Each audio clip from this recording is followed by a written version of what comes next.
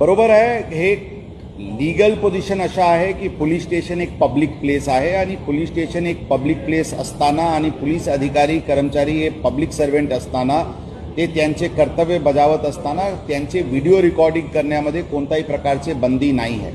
पारदर्शकपण आणण्याच्या दृष्टिकोनातून ज्यांना पोलिसांचे व्हिडिओ रेकॉर्डिंग करायचे ते करू शकतात आणि कोणी त्या रेकॉर्डिंग करत आहे म्हणून त्यांच्यावर कारवाई करणे किंवा त्यांच्याशी उद्धटपणे बोलणे अशा करू नका अशी स्पष्ट सूचना यापूर्वी देण्यात आली होती आणि परत ती सूचना पोलिसांना देण्यात आलेली आहे.